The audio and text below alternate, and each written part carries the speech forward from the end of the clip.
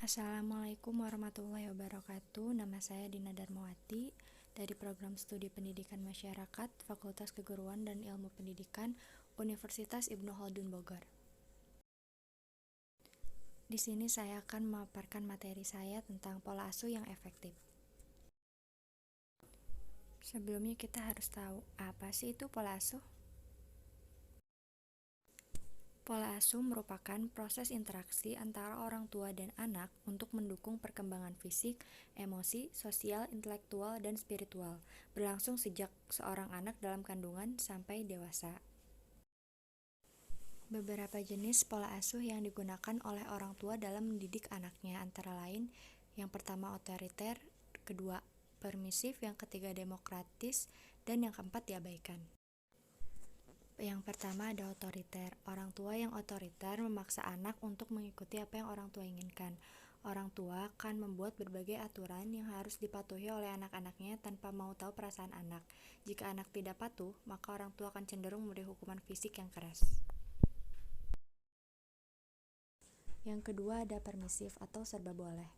Memahami peran orang tua. Tipe pola asuh orang tua tidak menetapkan batas-batas tingkah laku dan membiarkan anak mengerjakan sesuatu menurut keinginannya sendiri.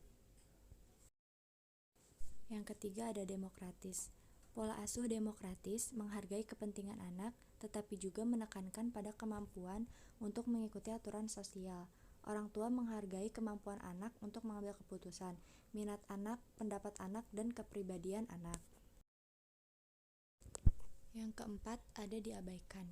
Tipe pola asuh orang tua dengan pola asuh ini mengabaikan keberadaan anak, bahkan menunjukkan ketidakpedulian terhadap anak.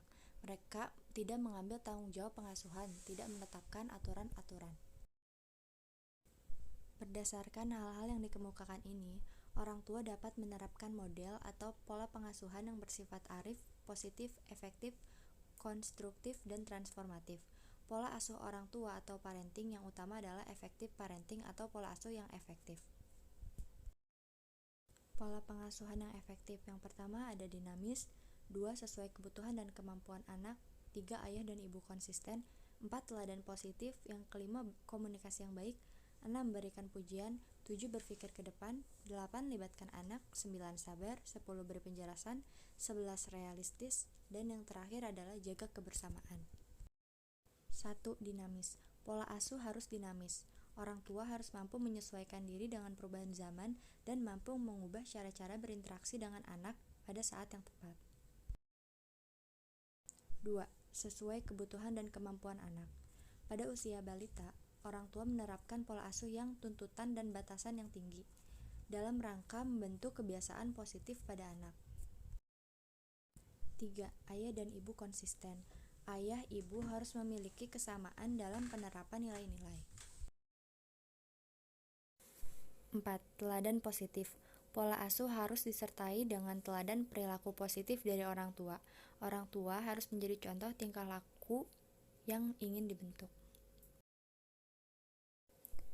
5. Komunikasi yang baik. Orang tua membangun komunikasi yang baik dengan anak.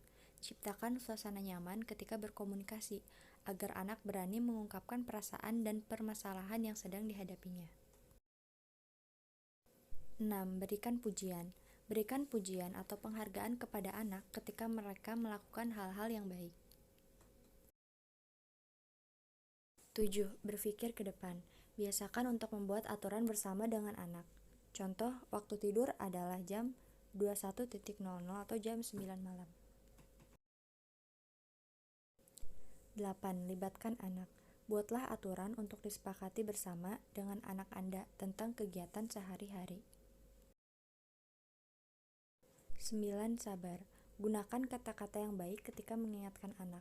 Jangan gampang marah dan hindari kata-kata kasar. 10. Beri penjelasan. Perintahkan anak dengan kata-kata yang jelas. 11. Realistis. Gunakan kata-kata yang baik ketika mengingatkan anak. Jangan gampang marah dan kasar. 12. Jaga kebersamaan. Buatlah aturan untuk disepakati bersama dengan kegiatan sehari-hari. Sekian dan terima kasih. Semoga apa-apa yang dijelaskan dapat bermanfaat bagi semuanya. Wassalamualaikum warahmatullahi wabarakatuh.